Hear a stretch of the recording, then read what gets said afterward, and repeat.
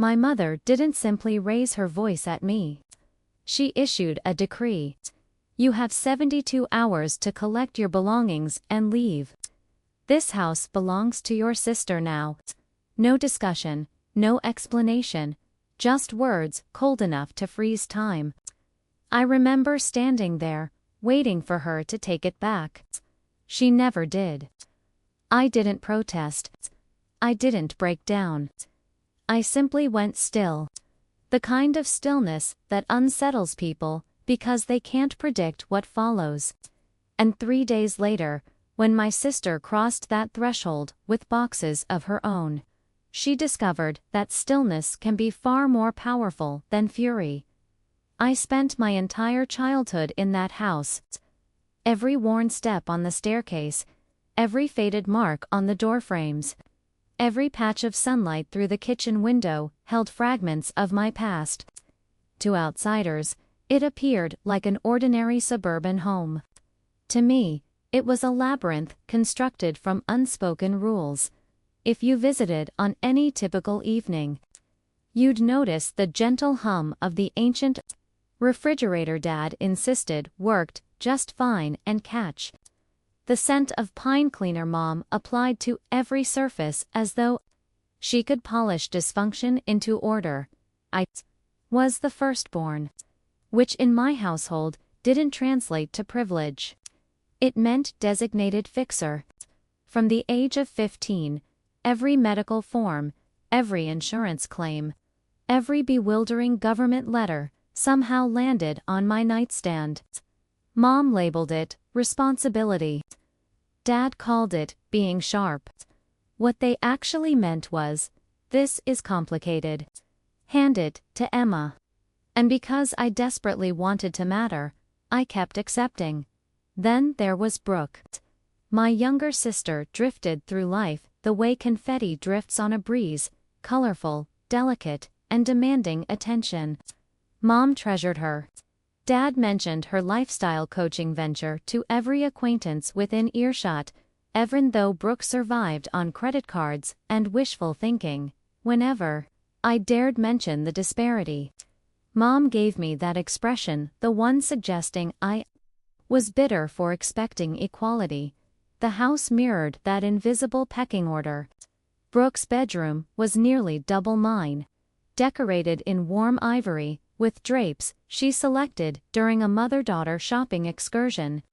My room retained the same tired gray paint from junior high. I never complained. I understood early that objecting accomplished nothing except making Mom exhale dramatically and wonder aloud why I couldn't simply celebrate my sister's existence. Still, that house represented the only stability I knew.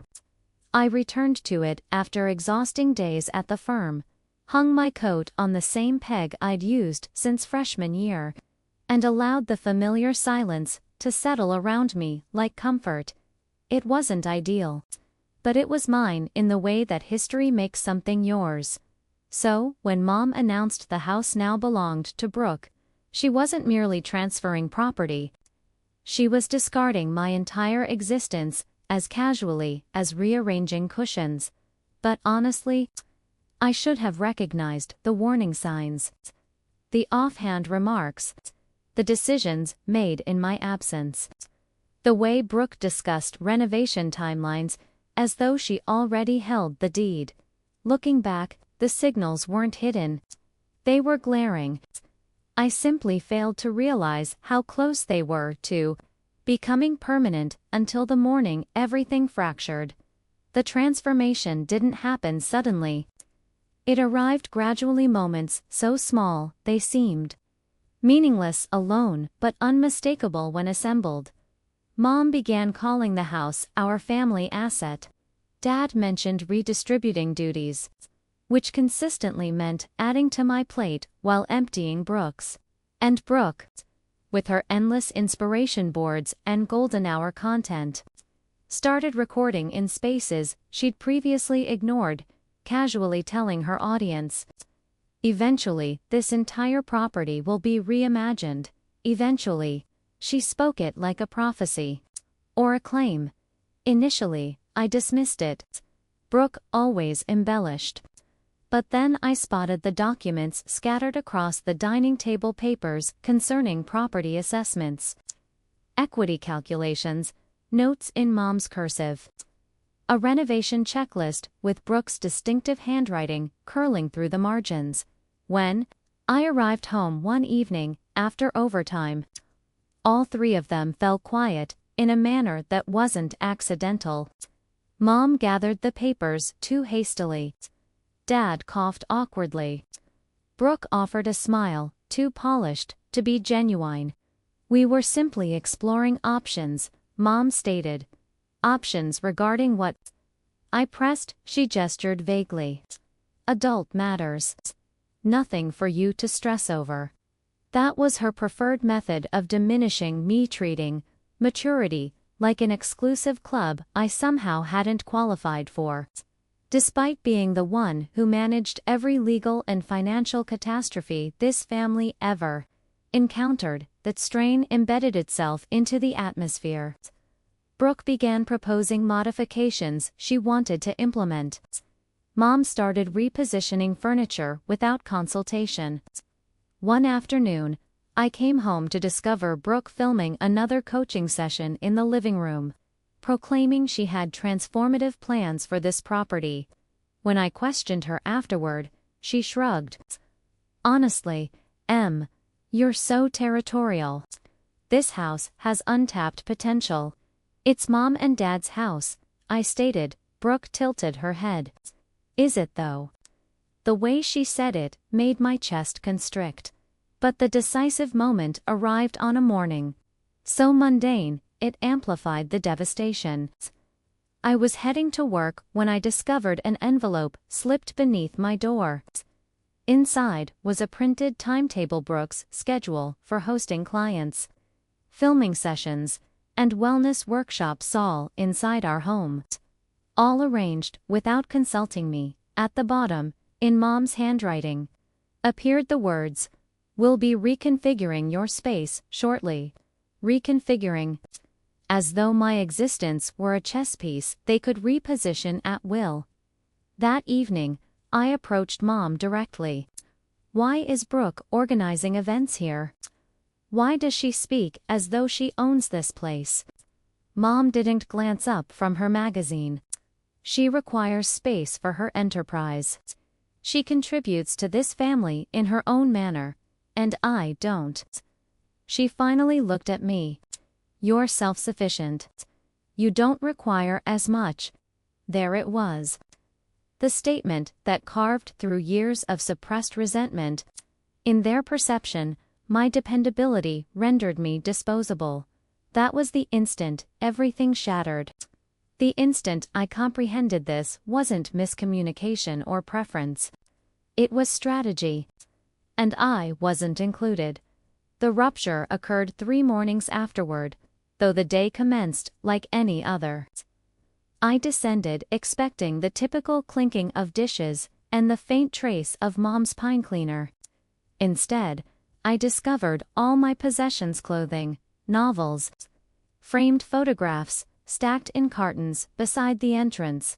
Brooke stood nearby, recording content with her lighting equipment, delivering some monologue about fresh starts and welcoming new energy. My new energy apparently didn't include anywhere to rest. Before I could respond, Mom emerged from the kitchen. She didn't appear surprised or ashamed. She appeared rehearsed, as though she'd practiced what came next. "You have 72 hours to collect your belongings," she said. "This house belongs to your sister now." It should have devastated me. Instead, something within me went quiet. So quiet it unnerved even myself. I didn't shout. I didn't justify myself.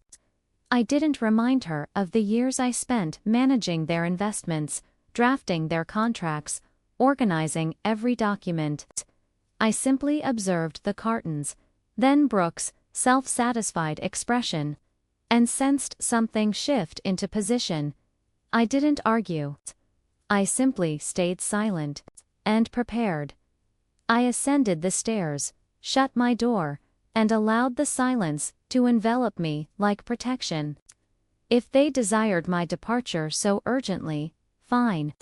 But I wasn't departing without comprehending precisely what they had orchestrated. I opened my laptop and accessed the property records I'd assisted Dad in organizing months earlier. Back then, he claimed he needed organizational help. Now, the fragments connected to precisely authorizations, notes in Mom's handwriting, conversations about scheduling, documents Brooke had no legitimate reason to possess. The house remained technically theirs, but everything suggested a transfer they'd been engineering long before they informed me. I scrolled deeper, my heartbeat accelerating when I located correspondence Brooke had composed, emails proposing renovations, investment agreements, even filings I recognized from my paralegal experience. She wasn't fantasizing about claiming the house. She had already constructed her future upon it without me anywhere in the picture. I captured screenshots, downloaded files, preserved everything in a folder labeled simply documentation. Nothing illegal yet. But cracks existed sufficient for leverage, sufficient to expose their scheme if they escalated further. For the first time, I didn't feel helpless. That evening, Mom knocked on my door. "You're overreacting," she stated. "This is what's optimal for everyone." Everyone. The word tasted hollow. I didn't unlock the door. I didn't respond. Stillness, I realized, could be more powerful than fury. And if Brooke genuinely desired the house, she was about to learn something crucial: ownership authentic. Ownership carries consequences she wasn't equipped for. 3 days later, the house felt foreign. As though every wall, every floorboard had learned to function without me. And if Brooke genuinely desired the house, she was about to learn something crucial: ownership authentic. Ownership carries consequences she wasn't equipped for. 3 days later, the house felt foreign. As though every wall, every floorboard, had learned to function without me. My cartons had vanished from the hallway. Mom had relocated them to the garage, neatly arranged, like refuse awaiting collection. Brooke's vehicle was absent, which meant she was out recording or balancing her chakras somewhere downtown. Dad occupied himself in the backyard, trimming hedges that needed no trimming. The entire place felt choreographed as though they were staging a production where I had no role. But I wasn't preparing to depart. I was preparing to conclude the performance entirely. That afternoon, I received the confirmation message I'd been anticipating. It wasn't dramatic, just a brief email verifying the legal appointment I'd scheduled and summarizing the rights I possessed concerning the residence. The language was clinical, nearly cold. But to me, it read like relief. For once, the law I'd used to shield everyone else was finally shielding me. As evening approached, a car rolled up the driveway. Brooke emerged, wearing a flowing sage dress that appeared designed for magazine spreads.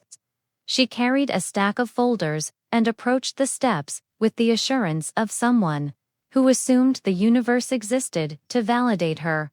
When she opened the door, she didn't even register me standing at the corridor's end. She was too occupied speaking into her phone. "Day 1 of the transition," she declared brightly. "This space is going to be incredible once the new hardwood arrives. And wait until you see the meditation studio." She halted mid-sentence when her eyes connected with mine. "Oh," she said, lowering her phone. "You're still present. Still present. In my childhood home. In the place I maintained while she floated around as though it owed her tribute." I didn't respond. She rolled her eyes slightly. "Listen, Em. I understand this is difficult for you, but Mom and Dad are correct. I have vision. Actual vision. This house possesses potential that your lifestyle simply doesn't demand. You don't require it. I do. The cruelty wasn't in her words. It was in how effortlessly she delivered them as, though discussing the forecast, "You believe this house is yours?" I asked softly. She elevated her chin. "It is." Mom declared. Mom declared, I repeated, interrupting her. "Not the courts." Before she could reply, the front door opened again. Mom entered carrying shopping bags, followed by Dad. Both wore expressions that made my skin crawl. Anticipation blended with self-righteousness. Brooke straightened as though reinforcements had materialized. "Mom, can you please clarify for Emma that this?" But Mom wasn't attending to her. Her focus was fixed on me. "Why are you still here?" she asked flatly. "We instructed you to have everything removed today." I held her stare. "And I said nothing." Dad stepped forward. "We don't have time for theatrics, Emma. We have appointments arranged. People are expecting access. You need to relocate your things so Brooke can commence." "Commence what?" I asked. Brooke exhaled audibly. "Her venture, Emma. My venture. I have backers. I have obligations. Nothing progresses while you're still occupying space." Occupying space. As though I were dust on the furniture. Mom placed her bags down forcefully on the counter. "This is absurd. Act like a grown woman for once. Just gather your things and depart peacefully." Peacefully. Remarkable how the same individuals who manufactured chaos could demand tranquility when it benefited them. I didn't elevate my voice. I didn't alter my expression. I simply reached into my bag and withdrew a folder, thin, precise, organized. "Before I relocate anywhere," I said, "you should all examine something." Brooke folded her arms, seriously. "You're actually doing this?" "What, Emma? What could you possibly present that's relevant?" I opened the folder. Inside were printed records, property, documentation, communication logs, emails Brooke had drafted, Mom's handwritten blueprints for redistributing space, and a letter confirming that no legal transfer of ownership had transpired, and that any effort to forcibly evict a resident without proper notification or justification was unlawful. The atmosphere shifted. Brooke's confidence wavered.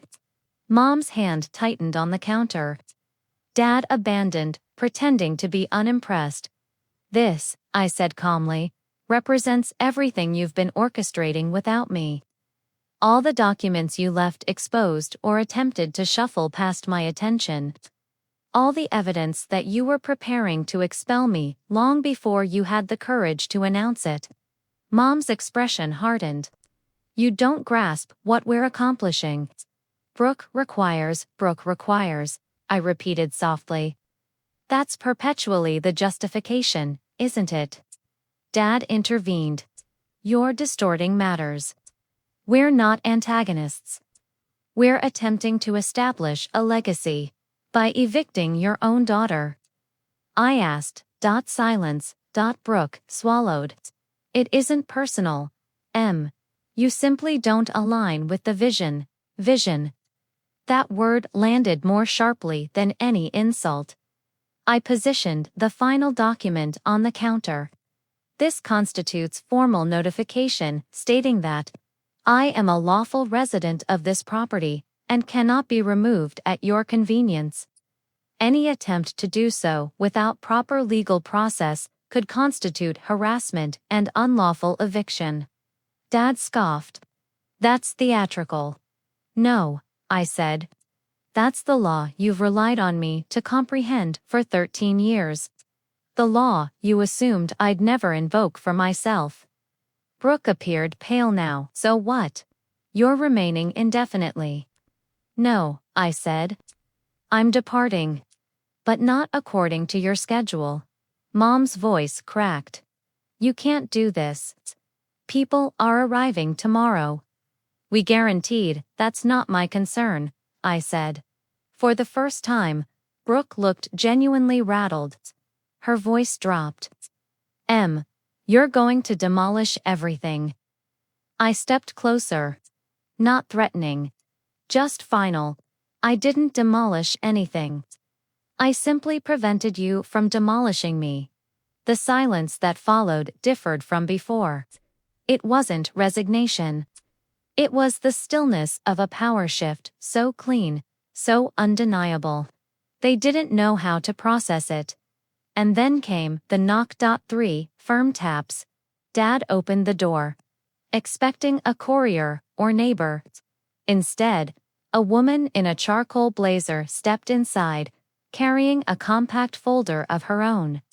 She introduced herself professionally, calmly, and presented my parents with a packet containing official notification regarding property disputes, documentation inquiries, and pending evaluations requiring all renovations, commercial preparations, and occupancy modifications to be suspended until reviewed. Brooke's jaw dropped. What does this signify? It signifies, the woman stated politely, nothing within this residence can proceed until certain matters are resolved. No new occupants, no commercial activity, no restructuring of spaces. Everything is suspended. Mom observed me, as though perceiving me for the first time. What did you do? She whispered. Prepared, I said. Precisely, as I warned you. Brooke's voice quivered. But people are arriving tomorrow. What am I supposed to tell them? I met her eyes. Tell them the truth. And that was when Brooke wished she had never entered the house with such certainty, because for the first time, she understood that her confidence wasn't protection, it was a costume, and now she was standing there, stripped of it. Mom collapsed into a chair. Dad rubbed his temples, muttering about ramifications.